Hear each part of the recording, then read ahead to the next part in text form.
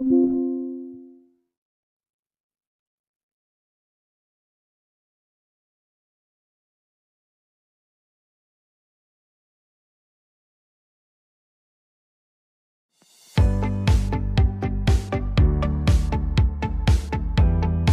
have had a 40% caesarean section rate in the National Maternity Hospital. That is major abdominal surgery. Around 40,000 mums did not return to work in 2022. It's even more relevant if you're a mum who's experienced birth trauma. We spend more money on litigation than we currently spend on the maternity services. It's bonkers.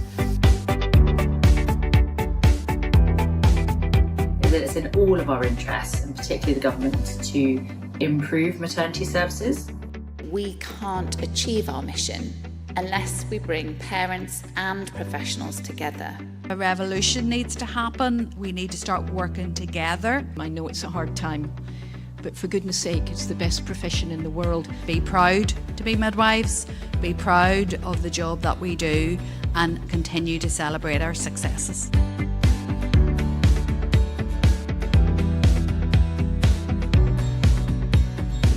Midwives make a difference to women every single day, and let's not lose that. It's more important than anything.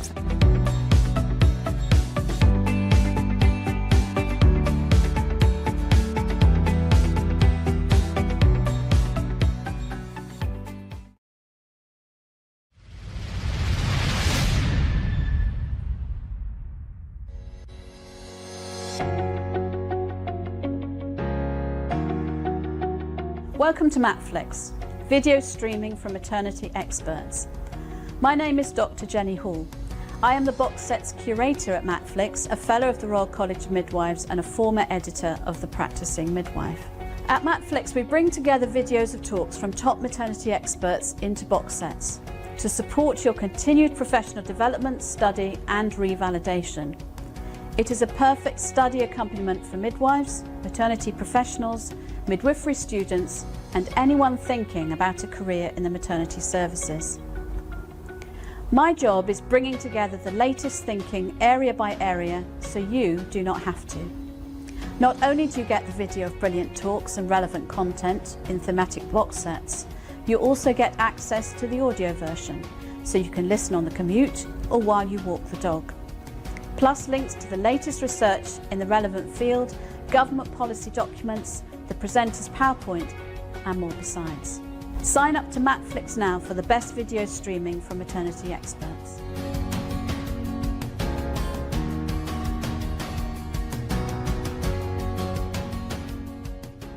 These awards, as you know, are a celebration of achievement, effort, change, innovation, management, insight and the many other traits necessary to sustain a proud profession like midwifery and consistent services in maternity. We invite people to nominate a colleague or a student or a manager, whatever, where they think that person's real trailblazers. And it's really a celebration of all that's good in midwifery and maternity care. They recognise individuals, they recognise teams, management and educators.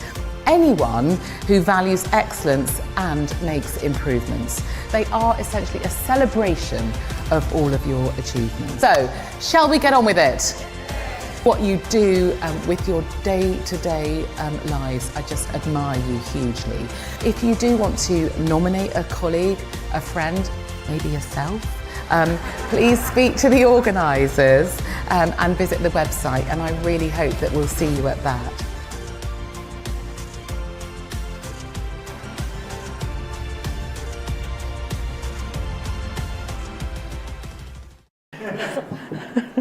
Okay, now the first award is... What's nothing, I don't know.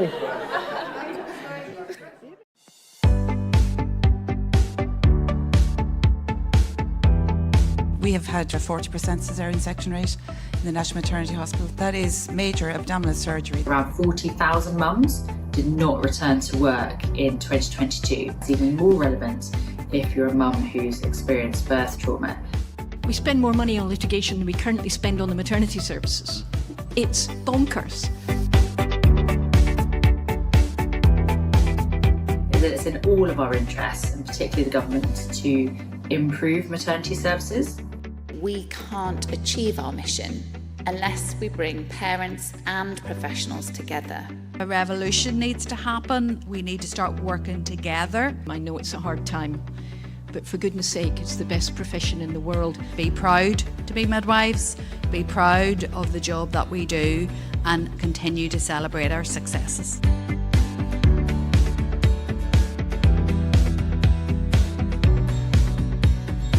Midwives make a difference to women every single day, and let's not lose that. It's more important than anything.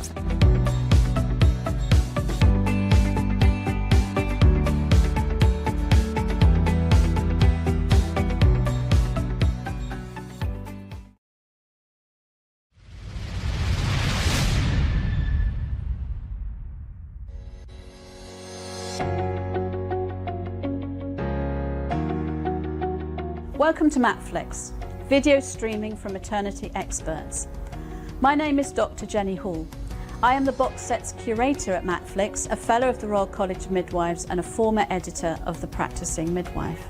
At Matflix, we bring together videos of talks from top maternity experts into box sets to support your continued professional development, study and revalidation. It is a perfect study accompaniment for midwives, maternity professionals, midwifery students and anyone thinking about a career in the maternity services. My job is bringing together the latest thinking area by area so you do not have to. Not only do you get the video of brilliant talks and relevant content in thematic box sets, you also get access to the audio version so you can listen on the commute or while you walk the dog. Plus links to the latest research in the relevant field, government policy documents, the presenter's PowerPoint and more besides. Sign up to Matflix now for the best video streaming from maternity experts.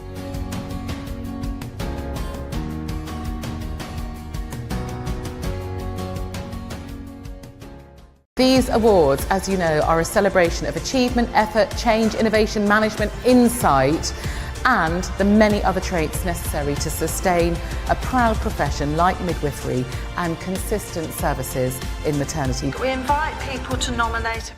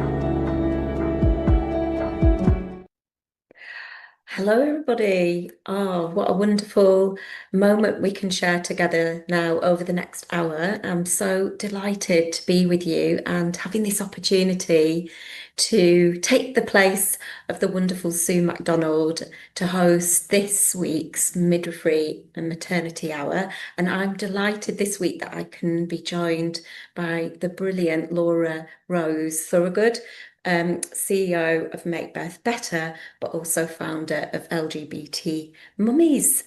Hi, Laura Rose. Thank you for being with us tonight.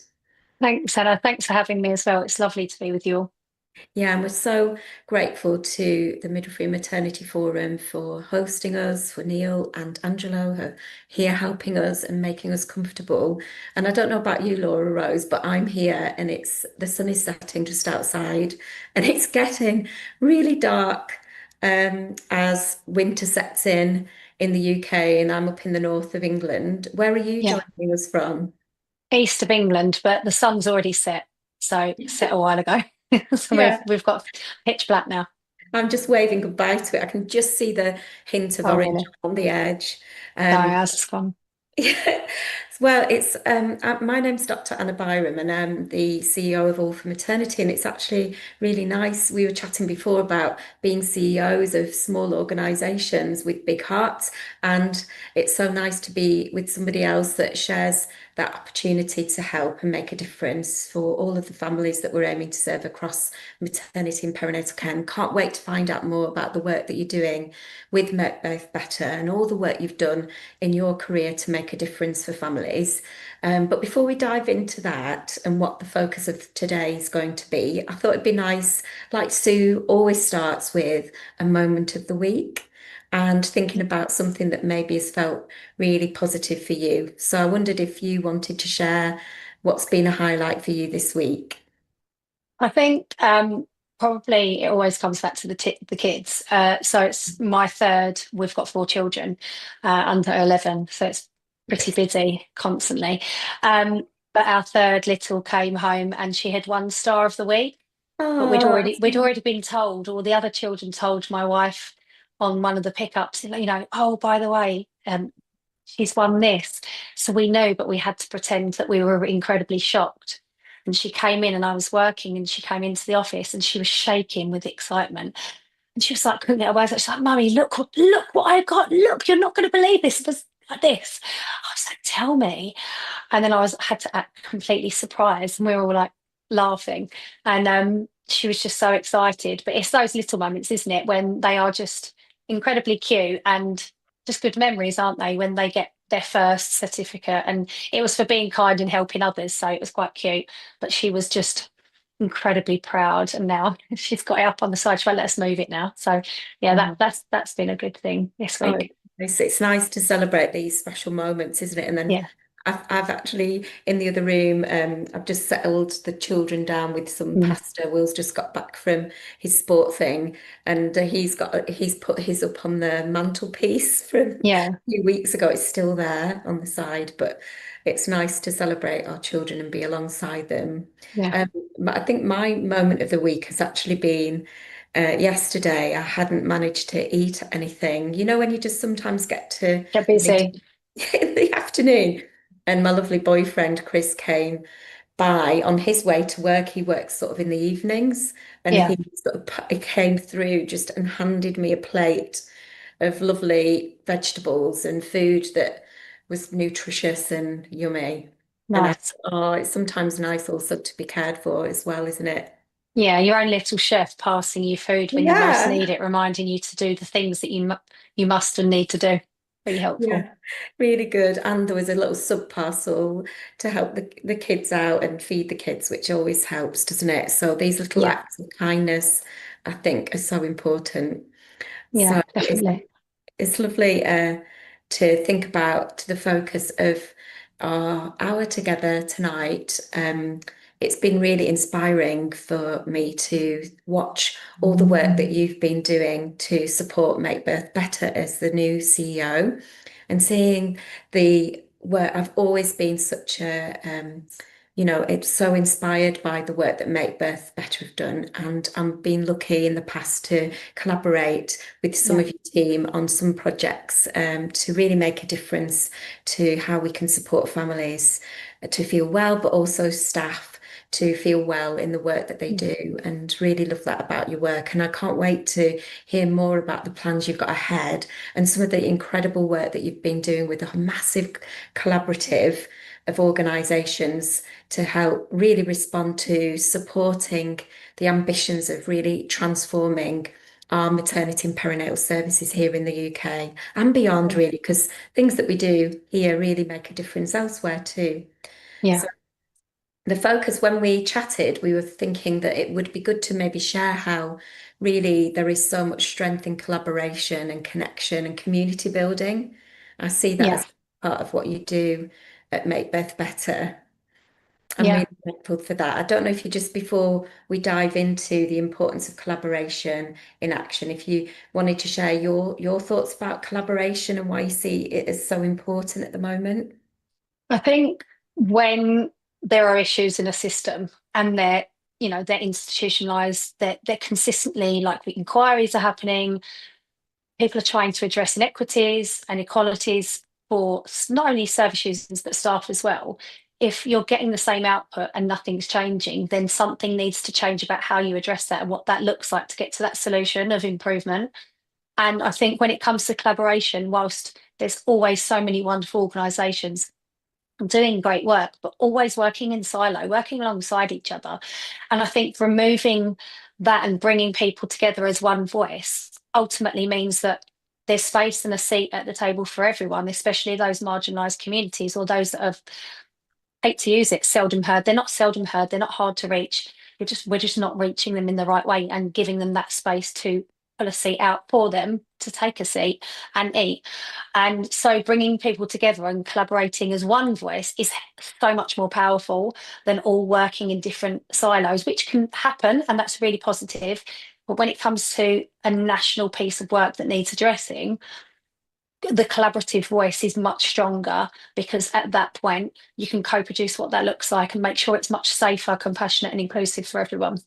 And I think this is just, we all can come together and support, Professor Amos and the team that she'll be bringing together to respond to the National Rapid Maternity Review, bringing together all of our learning and the lessons, and from all the different reports and reviews that have taken place, all across the years, really, periodically, but then very rapidly over the last 10 years, there's been a lot of reports and reviews, and all of that learning that can be brought together. And it's really great that organisations like yourself are also helping to do that.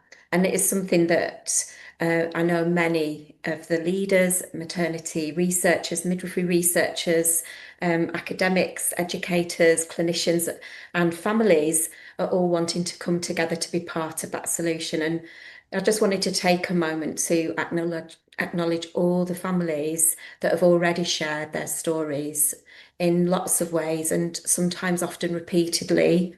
Yeah. And how critical it is that we continue to listen to those and the diversity of their voice and perspectives, and seek to hear more voices. And I think that's something that I really see the work that you've been doing is to help really sort of grow even more voices that we can hear, and now's the time to share. So thank you for giving us a nugget of the things that you've been doing. I can't wait to hear some more, but I thought it would be nice to frame this hour together with some thinking about what do we mean by collaboration, and have a little moment to reflect. And for everybody that's watching us live, a warm welcome to you. We hope you're feeling comfortable sitting somewhere. I know many of you might be listening to this as you journey or travel or go out on a walk, maybe just to catch the last of the sun, or you might be travelling home from a busy working day. I hope you're okay. We're here to care for each other, and we welcome you. And if you're catching up on this session with myself and Laura Rose, we're really glad that you could be here with us and listen to us, and we're really open to you getting in touch. We really invite that, both of our organisations, as at All for Maternity, but I know all of the team at Make Birth Better. You can find us on social media, and we love to hear from you. And we hope that you can follow along and get involved. And there's some ideas of how you can get involved, because that can also feel tough if you're not feeling part of an organisation that maybe is visible, or you're feeling that you're unable to share your perspectives and voice. That's something that we wanted to bring to the table in this hour, on ways that you can take part and feel included. So I'm just going to share a little presentation just to encourage people that are watching to think about some of the things that we feel are important.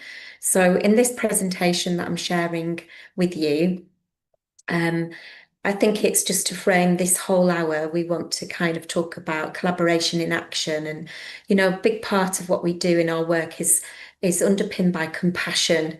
And for me, compassion is listening. It's got to always start with attending, listening with fascination to as many voices and people as possible. It includes reading and learning and looking at the evidence, which also captures diverse voices, looking at the reports and the reviews, but trying to then move into understanding beyond our own perspectives, and then being able to empathise the best we can. And I think through that empathy, it drives us to the fourth and important part of compassion, which is helping and acting. And I think that's something we've all been driven to do, is to be part of the action to make a difference together. So like you, Laura Rose, and your team, many of us that have been working collaboratively in different ways, we felt that it was really important to come together and share ideas and perspectives and be supportive. And a group of us have come together, including obstetricians, midwives, researchers, leaders, organisations, and clinicians and families have come together as a Maternity and Midwifery Birth Collective, just again to focus on some of the acute issues that were arising that we wanted to be able to collaborate on and discuss in a meaningful way. And I know there are many other organisations that are coming together as well, like all of the professional associations have come together in a partnership, which is also really fantastic to see those collaborations all occurring. And like you said before, Laura Rose, it's really great that we can come together as well as collaboratives with many voices coming together and always open to coming and sharing and discussing things which we're hoping to share together tonight.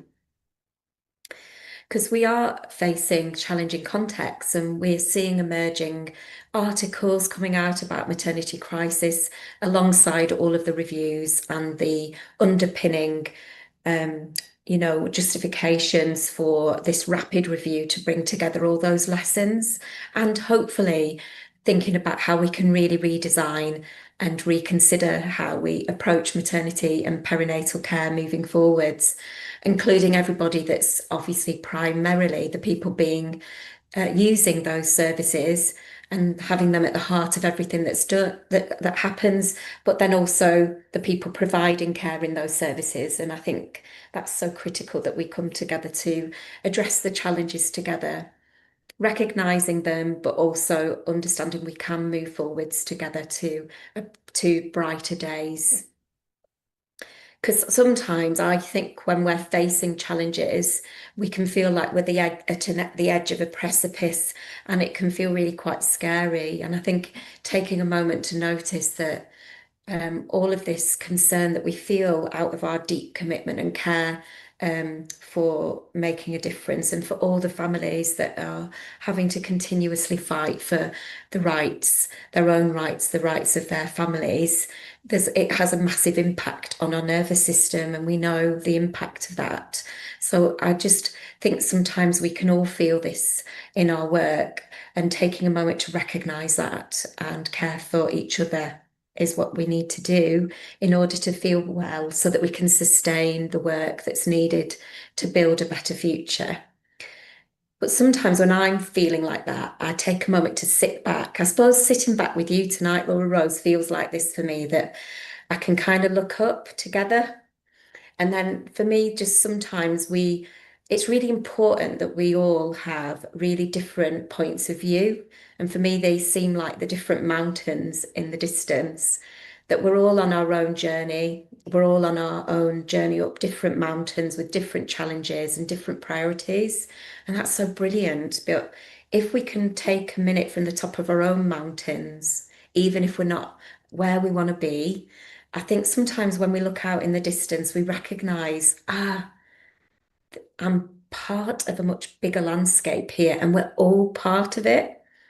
And there's just something really important about recognising that I really want to learn about the other journeys and the other mountains and the other landscapes that are around me. And I really want to get to know more points of view and perspectives. But there's something important about still recognising, wherever we are in our own journeys, that we're all part of the same community and we're all part of the same picture. And so I just wanted to put this slide on because I think it always helps me to have a different view. and to just take a moment to look after our nervous systems, because after a big journey up a mountain, we can feel exhausted as well. And it's nice to be, I always do it when I walk up our local Pendle Hill near to me here.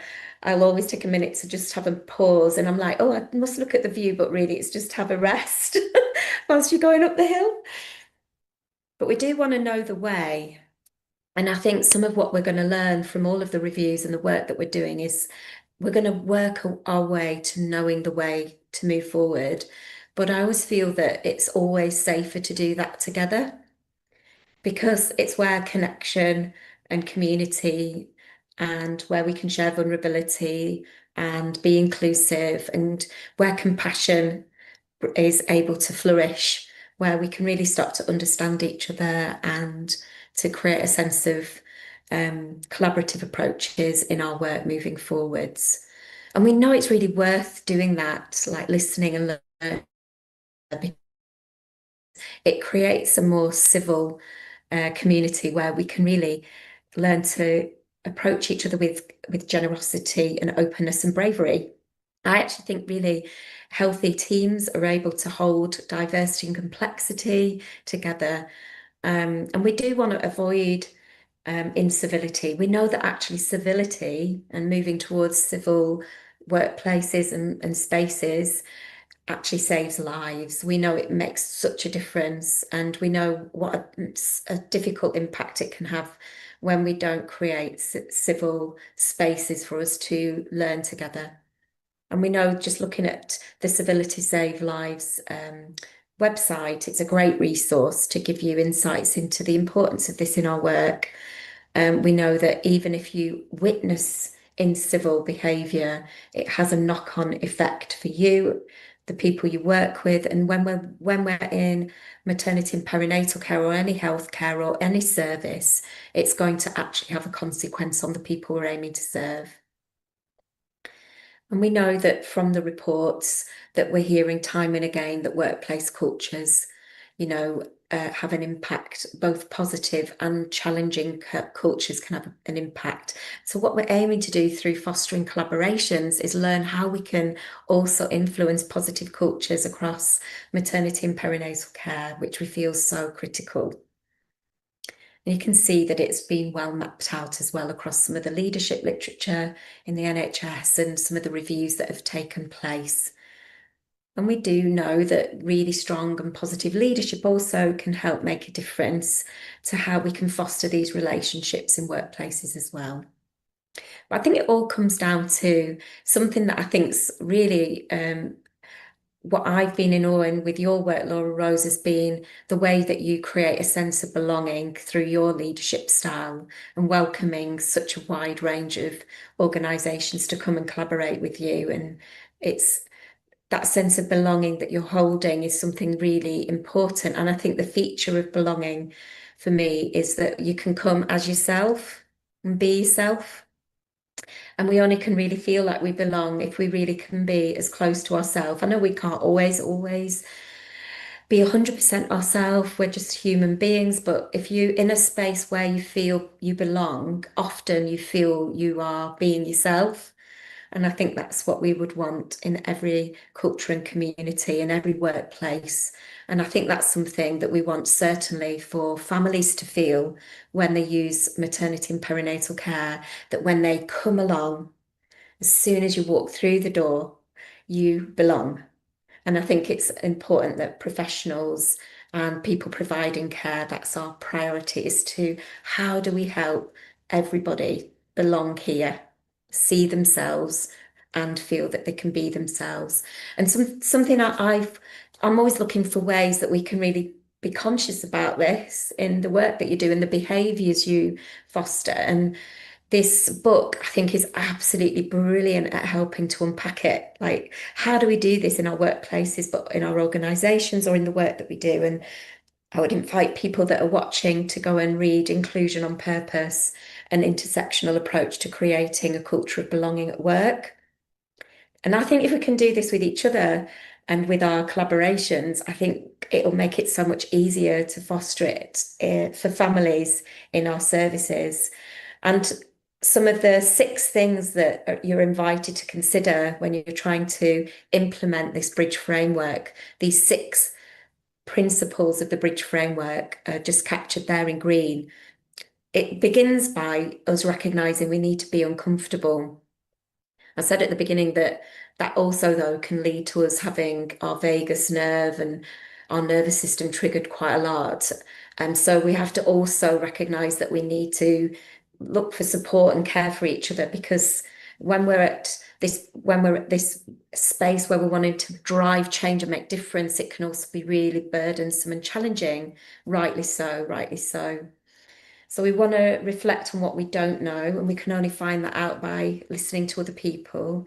We want to invite feedback, avoid being defensive, which is so natural to get that defensive feeling, but can we work through it together and listen and learn, growing from our mistakes, but allowing for mistakes to happen and recognizing that's really a normal part, the human factors and ergonomic, that's a part of life. So let's sit together with it and help each other to move forwards and grow, and expect that change takes time. So I thought this was a good framework for us to think about inclusive belonging. And there's a lot we've got to do, because as you said at the beginning, Laura Rose, there's an ongoing injustice, and there's ongoing discrimination and marginalisation, and in particular systemic racism that needs huge pieces of work to address within maternity and perinatal care and wider health, social care, and of course our society. And we are living in a time of real political strain and conflict across our wider society as well, that all has impacts on how we provide maternity care.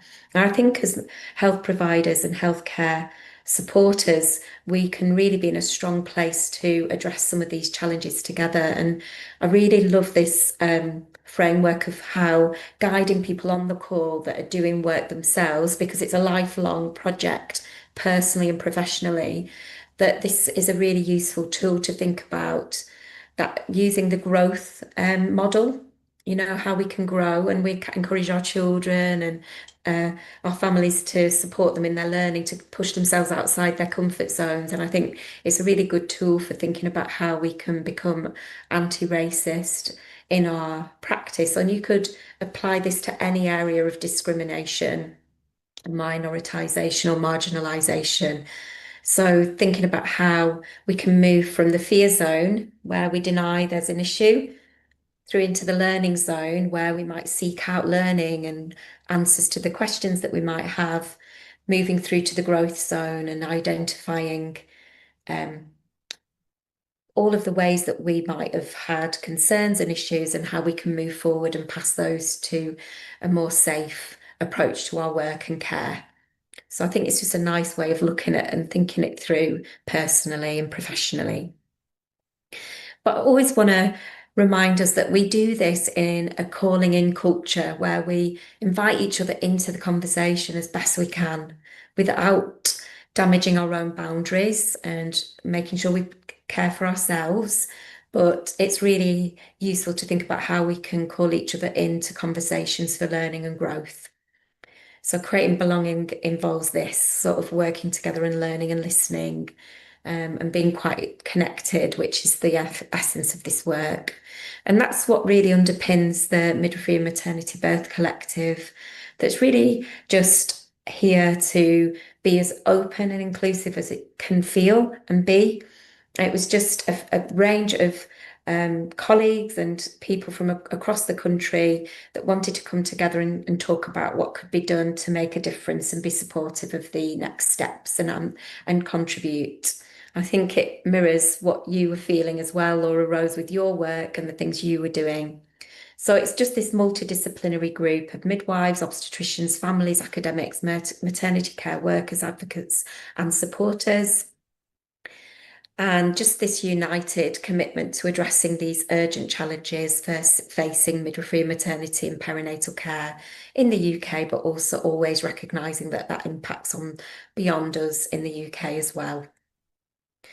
So the way that we thought we could meaningfully do something straight away was to help bring and share meaningful resources that are supportive. So updates from the maternity review, sharing recent articles, opportunities to join webinars, or, for example, sharing a bit of news from the collaborative work you're doing, Laura Rose. Anyone that wants to share things that they're doing locally or nationally, we can share it. So people can join. If you're watching this from your desktop, you can join by scanning the QR code on your phone to join a newsletter where you can just be shared information and updates, and that can feel supportive, because it can also be challenging to stay up to date and informed.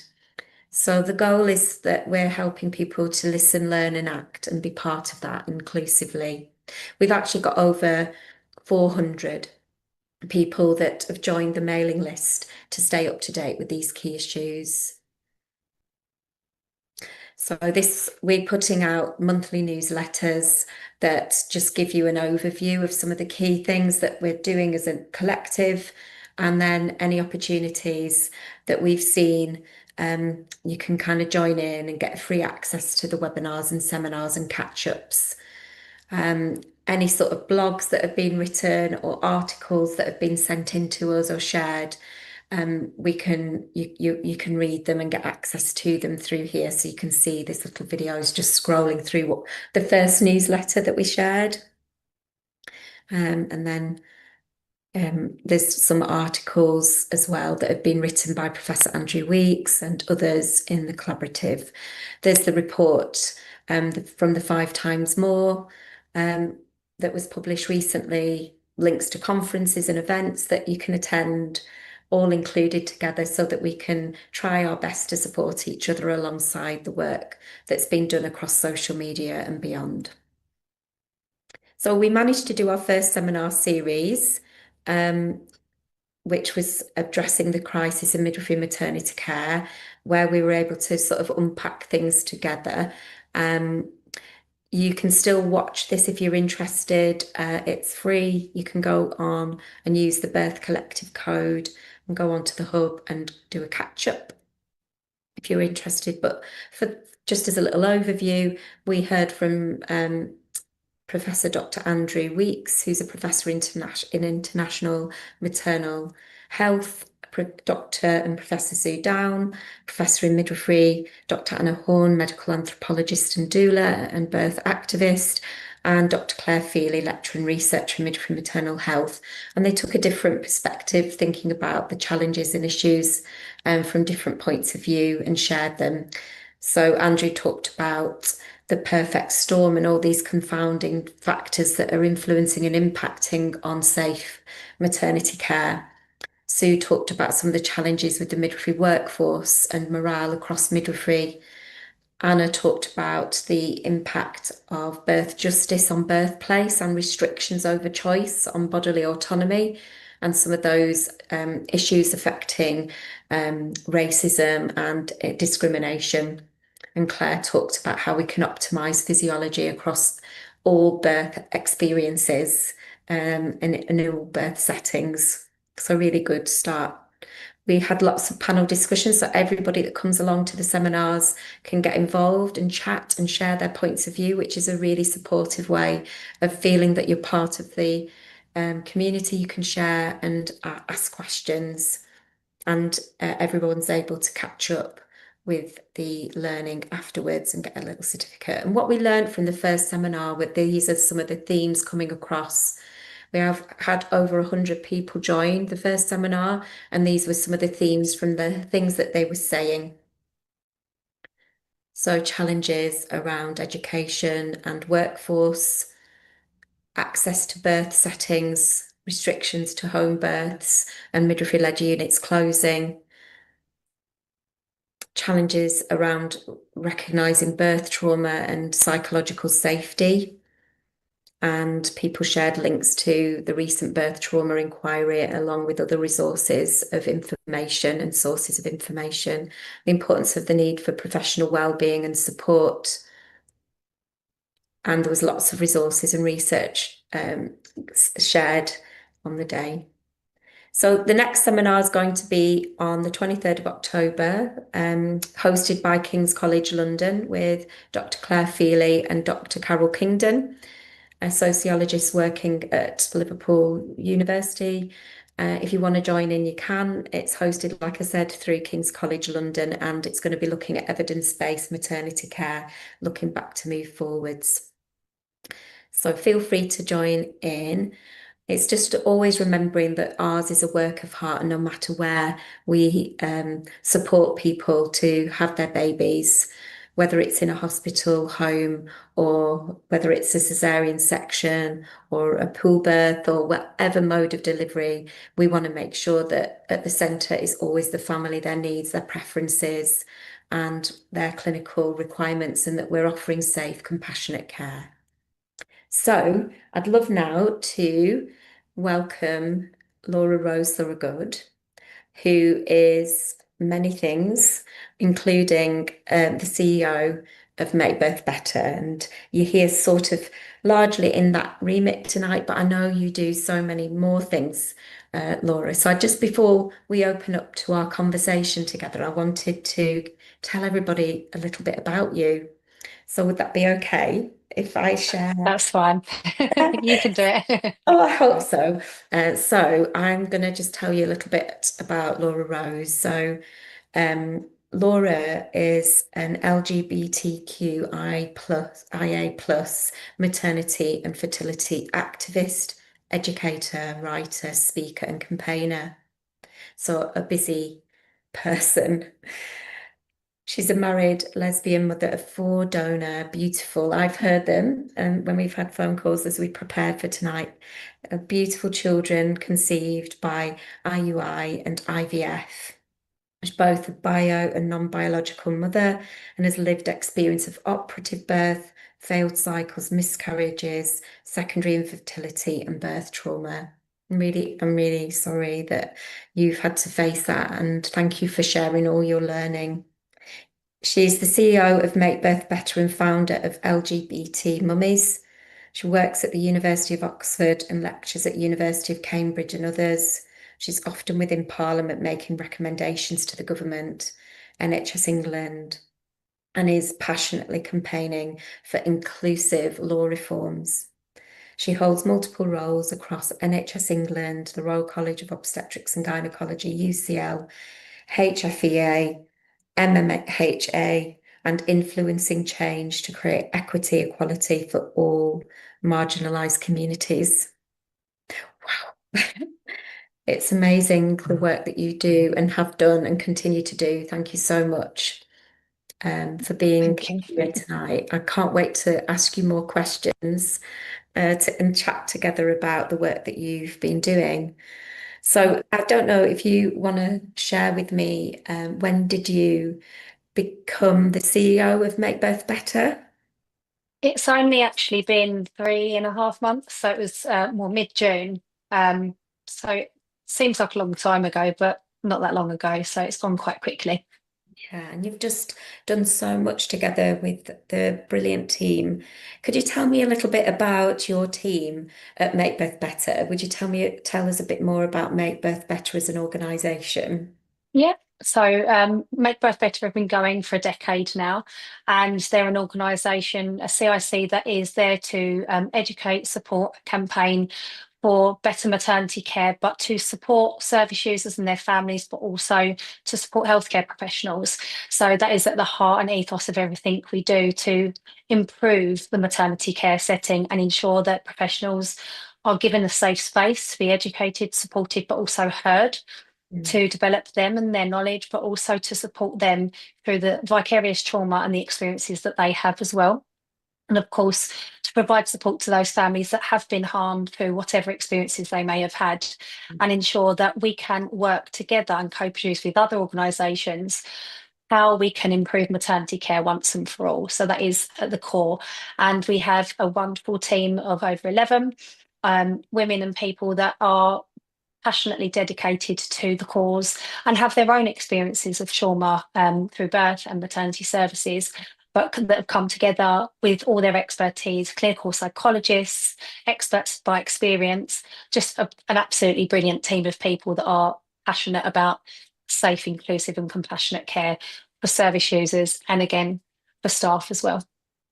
I think it's looking after everybody in the ecosystem with a focus on the families. And I think it always feels like if we care well for parents, for the people having babies, giving birth, and in the process, if we care so well for them, then our babies and our community and our future is so cared for. And I always feel like that if we care for staff and the people providing services, they too will care well for the families that are supporting families. Absolutely. And that's why we're really passionate about the education and training that we do as an organisation to uphold and uplift and support and empower them and to give them that safe space, because often we can't make the assumption that all professionals harm or they set out to harm, but we also need to appreciate that where harm does happen, it can also happen to healthcare professionals as well.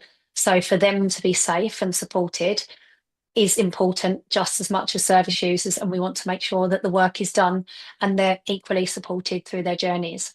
So just tell me a little bit about, I know you've got like 4 core focuses as an organisation. I know you've been doing work on sort of developing that focus, and what are those sort of core ambitions or goals of Make Birth Better, would you say?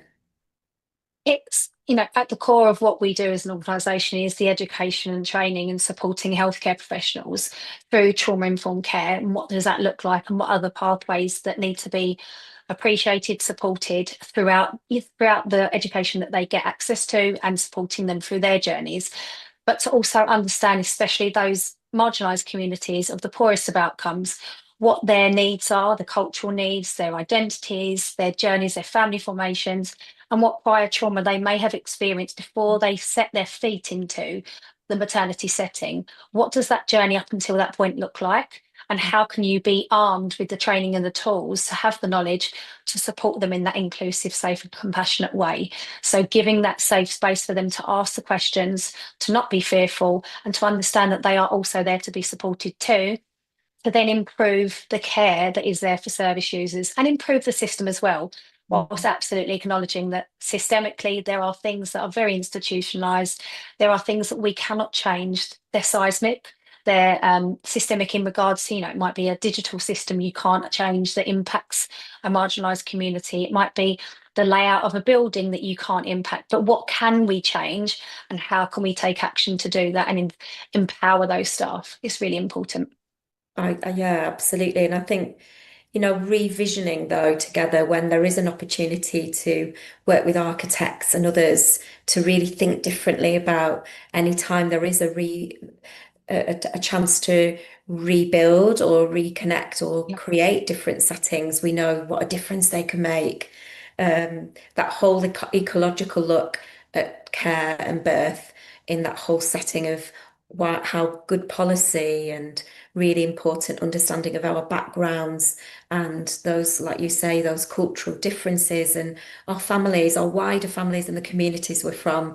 And I think if we can look at that from an ecological perspective, it allows us to see all the different variable factors that can make a difference. But you're right, like I always think that sometimes we feel like we're not making a big difference, and the small things we're able to do each day don't build to something big. But I actually think that we can make a big difference also by committing to those small acts. And I think that's what I've always loved about the resources you share, even the resources you've got for professionals about how they can care for themselves and understand their own trauma and how that could play out to then them re-traumatizing others.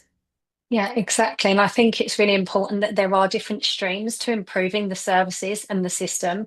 It's not just about the training, it's about, what does support look like for people in the space, professionals and service users, but how can we influence change at that kind of higher level, that strategic level within the system, at a national and a localised level, because of course we have to understand and appreciate what's happening at a localised level might be happening in pockets, but are there national issues as well that's impacting and causing further harm, further trauma to women and birthing people and their families and their support networks and staff? And how do we address that? So I think from our campaigning perspective, it's really important to look at that and say, well, what now? Where's that so what piece? How do we take action, and what does that look like?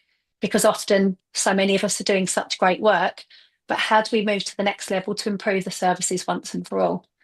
Oh, absolutely. And I love the work that you do to do that. And I think this has been such a brilliant part of the actual actions you've taken to bring people together. I wondered if you might share with people, because we've been talking about collaboration and how we can come together as a community, and a diverse community of people. And it's been so inspiring to see how you, as an organisation, have brought together so many other organisations to come and share. So I wondered if you could share a little bit more about that and when did you begin it, and how has that emerged? I think being an activist and campaigner is just intrinsically part of who I am. So when I'd literally been in post a few weeks and it came out in the news, it hit the media about the investigation, and we just all looked at it and said, another one. And the use of the language, rapid review, the turnaround was so short. And again, another review.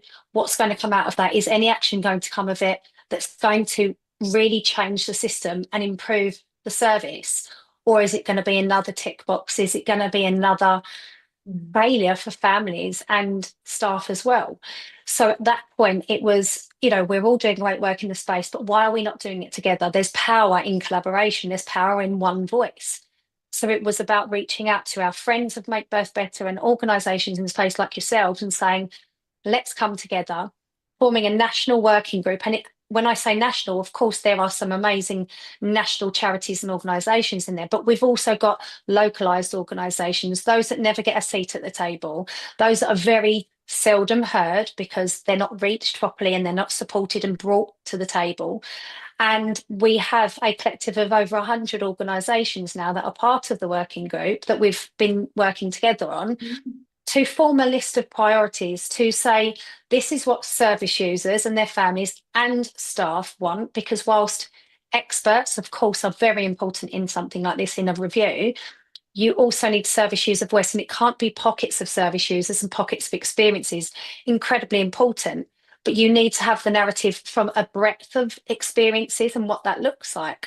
So bringing together every marginalised community, every national and grassroots and organisation in between has meant everyone's got a seat at the table. Everyone can co-produce that plan and priorities and what that looks like. And so we've only had 4 meetings since it came to the media and was released and announced. And in those 4 meetings, we have compiled really cohesively a long list of priorities that we're working through and finalising to say, this is what service users and staff have co-produced together to say, this is what we need, and here are the potential solutions or actions that can be taken once and for all. And excitingly, we are near the end of that, and we have had word this week that we have got meetings that we've requested with the investigation team that are due to come up. And one of our main points at Make Birth Better was, we don't want to consistently be leading and be the voice. We are facilitating the space that everyone can be part of. But at the same time, when that meeting comes, we want everyone to have the opportunity to be present so they are part of it. And that's where that co-production and that collaborative voice is really crucial. It can't just be one organisation leading the charge. It is a group of us, a huge group, one voice, to say, this is our priorities, this is what we need. We're here to support you, because Baroness Amos has got a huge task on her hand with that investigation team. But to do something so seismic in such an incredible short amount of time, which of course we know, is it going to be viable anyway, is something that you need helping hands with. And having 100 organisations say, here you go, this is what we all have said nationally we need, is only going to support in a positive way and support the work that needs to be done. And I think what's I mean, it just congratulations to you and all of those incredible organisations for making the time and space to come and share and to have the knotty and very important jostling of ideas and perspectives and Mm. views and the richness of that. I think when you think of 100, over 100 organisations, it isn't just one person because all of No, those organisations, like you said, are working in grassroots way with local communities and exactly. touching so many voices. Because you just think how many voices, if we count up, we're so grateful to be part of that and being able to come and listen as an organisation to all those other organisations. And we bring the voice of over 30,000 members in our organisation, Exactly. and it's just wonderful to be able to think, well, that's an incredible collaborative that you've created. And like you said, obviously the organisations that are there and their colleagues that are involved are touch points they are feeding into because they've got their ears to the ground. They're hearing, listening to those communities to say this is what we really need. And ultimately, what has been central to the collaborative working group is that if we centre the most marginalised, the most poorest of outcomes, those that aren't listened to and uplifted and get that seat pulled out from them at the table, ultimately the majority, their outcomes and their opportunities and their experiences will automatically get better. So making sure we are being incredibly compassionate and careful of each other and of those that are most harmed and saying, what do you need? And let's centre that. How do we change it from that perspective? Because again, conversations were had, that's never really been done before. It's been very generalised, very for all. If we centre those marginalised communities, what does that look like? What kind of change will we create for everyone, not just them? Because Black women and birthing people are dying, queer people are being discriminated against, disabled, people with low socioeconomic income. There's cultural needs that are being ignored and missed that are so inherently important to these families and staff. What does that look like, and how do we improve it moving forward? Yeah, and I just think it's all the brilliant organisations that are creating a voice for people that have faced bereavement and loss and Yeah, grief and trauma, and people that are facing the impact of mental health and long-term health conditions that really make it more challenging for services to maybe to have a voice that feels heard and constantly acknowledged. And I think that's something that is incredible about the work that you're doing. And thank you so much for sharing it. I know it's sort of all hot off the press because you've been working at pace to be a support to Baroness Amos and the team. And we all want to be there to support everybody in this space. yeah, Like you say, all of um, the partnership working that's happening with already, with all of our associations and professional bodies, how wonderful to bring all of that group together and yeah. then to have the review groups coming together and Yeah. you creating this diverse space and I with think it's got to be safe for everyone. And I think that's something that we wanted to make sure was centred, that it's not just about, I'm a service user, I've had harm, long-term physical and psychological implications from my past experiences, but I've also got to hold centrally that that doesn't always happen with every member of staff. That's not something that will happen to every single person. But how do we change that cycle? How do we also hear staff and uphold them through the trauma and the broken system that often they are inheriting when they walk through the door? Because if we're not caring for them, how can they care for us? We need to really be considerate of everyone that is impacted by the experience, and what does that look like, and how do we dismantle the system and start again and say, this isn't working, what can we change, and how can we improve it for everyone?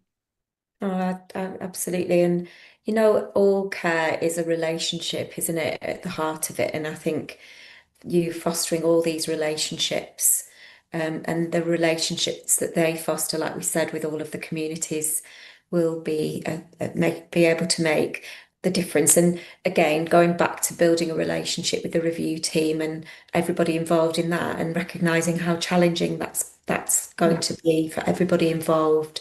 and wanting to be there to support people that are giving themselves to that work. Yeah. I think because we're coming up, can you believe it? We're coming up towards the end of the hour together. I did, just before we move on to see if there's any questions coming in from those watching live, want to just link back to, obviously you founded the LGBT Mummies.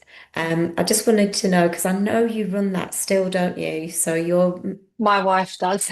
oh, thank I goodness. do. I do Yeah. the face stuff because it's not that's not her thing. But no, she is fully taken over that now, So you've been which able is to lovely. sort of make that transition for Yeah. yourselves, but Yeah. it's very much connected to who. Very intrinsically linked because we were already quite entrenched in maternity services and the system anyway, and do a lot of training for NHS and NHS Scotland and other organisations. But again, marginalised communities, there's that intersectionality. You know, I'm a queer woman of mixed heritage. I have brown children, and there are experiences that we all hold and have that are linked, and seeing the experiences of others and knowing that you can change that if you give safe space to people to share and explain that where they're feeling and what they need, then that can ultimately improve things. Oh, well, I'm so grateful to you and your wife for that work that you do to help everybody to see themselves, but most importantly, to feel that they can access care in a way that's meaningful, appropriate, safe for them. And I just think it's incredible to hear the work that you've done and continue to do. Thank you. So there's a comment come through rather than a question, but so just from Yasin Sagnia Jeng, I'm not sure if I've pronounced your name right, I hope so. But saying just such an interesting and educative program. You guys are really inspirational. I'm grateful to be here. Collaboration is key. Yes, sense of belonging is really important in every workplace, though it can be a bit sensitive and challenging. I suppose that's something maybe we can ask, and from that comment is at Make Birth Better, I saw on social media you had a lovely away day with your team. But how do you, as a CEO, how do you foster that sort of sense of belonging within your own team at Make Birth Better? The things that you do, that tips that maybe you could share with other team leaders and people that are joining us. I think it's early days, and I probably wouldn't be the best person to be giving tips out to people at the moment. It's hard, it's difficult, but I think just trying to listen to your staff, and I've probably come in at pace, and we're doing a lot of great things, but it's also about slowing down and assessing what the landscape looks like. And I think at the moment, maternity services and a lot of organisations, there are lots of organisations out there wanting to do good work that are sadly at risk and struggling because of the landscape. And I think it's acknowledging that and what that looks like. And I guess what's viable, what can be done, but also, you know, wanting to take action in a strategic way to make sure that we're having a good impact, and it supports people in the best way. And what does that look like? I think that's such wise advice, and it's lovely to hear you acknowledging that, you know, you're new and the newness and that transitional time for you personally, as well as professionally for your team. But just pausing, something else that I was going to put in the slides was like this feeling of being in a jungle, you know, when there's so much coming toward it, could even be like a tsunami. But I sort of think the jungle feeling that we can feel like we're in, but sometimes trying to get through a jungle fast, you can get all tangled up. So I always think like sometimes just that moment to pause can be a piece of advice that you've given there, of taking a moment. And then lovely Sue Down told me once, because I'm quite a fast person, and I need to slow down. yeah, I was doing some coaching, and my coach was like, you know, rather being fast and furious, be slow and curious. I was like, oh, That's a good one. isn't it? It's a good one. I'll write that down. Yeah. But Sue also said something that you've just said, which is slowing down also helps to ensure that the people coming with you, because if we want to go far, we need to go together. Yeah. So we can go fast alone, but I think if all of us take time, I know we're in the rapid review moment and we do want to quickly to help, but we also then can keep going back to sustainability. How do we sustain what we're doing for long term too? So there's Most a definitely. question here for you from Gemma Louise Kendall. I imagine she's from a neonatal unit actually, because she's saying, is Make Birth Better doing anything for neonatal unit experiences? Could there be cross collaboration with other charities such as Bliss?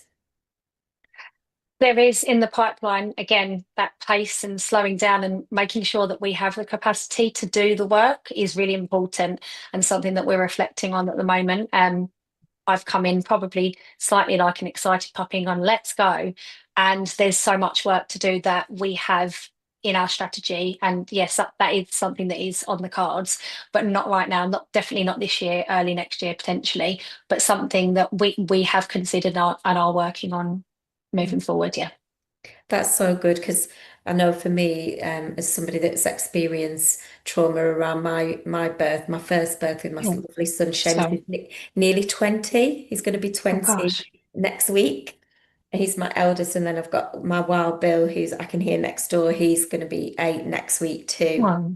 And then my birthday at the weekend, but he was on neonatal unit, and I actually found that separation and the associated challenge Really difficult of the system, and that, like you said, back to the architecture even, and some of the ways that we have to navigate those systems. But we, thinking about how we join up together, and I always think one nice analogy for us to close is that creating horseshoes of connection where there's always room for new people to join. And I think that's something that you do really beautifully at Make Birth Better, is making sure that people feel they can join.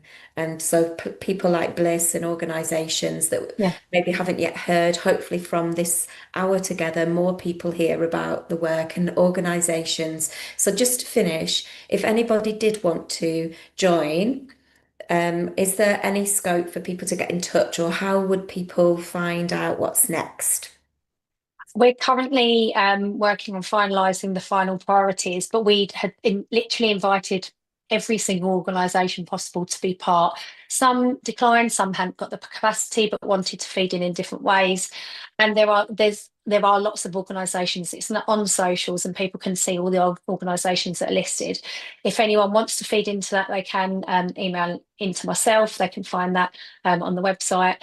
But if there's any feedback that people want to give, we can make sure that it's heard and ingrained in what those priorities look like. Wonderful. And you can do that through the Make Birth Better website. So what's the Make Birth? You just pop it into Google actually, and it pops up, doesn't it? And it pops up, And you can also get in touch with us at All for Maternity and across both of our socials, and we'll make sure that we're weaving in together and helping. And of course, all of the professional associations are there to listen and learn and be together to support families. There's some other brilliant charities like Tommy's and others that's doing great work that you can contribute to. So thank you so much, Laura Rose, for being with us. No worries, thank you.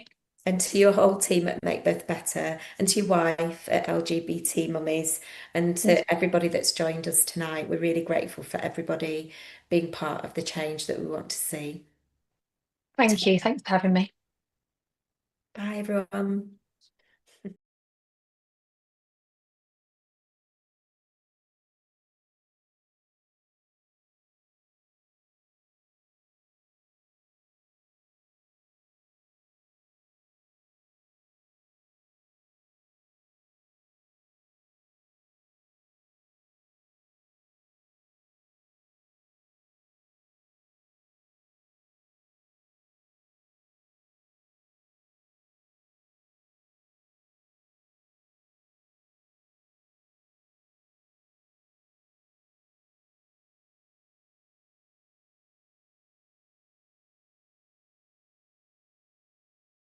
These awards, as you know, are a celebration of achievement, effort, change, innovation, management, insight, and the many other traits necessary to sustain a proud profession like midwifery and consistent services in maternity. We invite people to nominate a colleague or a student or a manager, whatever, where they think that person's real trailblazers. And it's really a celebration of all that's good in midwifery and maternity care. They recognise individuals, they recognise teams, management and educators. anyone who values excellence and makes improvements. They are essentially a celebration of all of your achievements. So, shall we get on with it? What you do with your day-to-day lives, I just admire you hugely. If you do want to nominate a colleague, a friend, maybe yourself, please speak to the organisers and visit the website, and I really hope that we'll see you at that.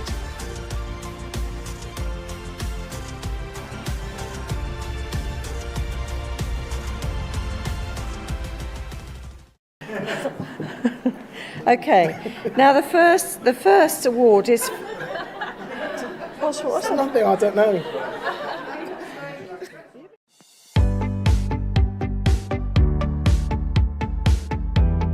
We have had a 40% caesarean section rate in the National Maternity Hospital. That is major abdominal surgery. Around 40,000 mums did not return to work in 2022. It's even more relevant if you're a mum who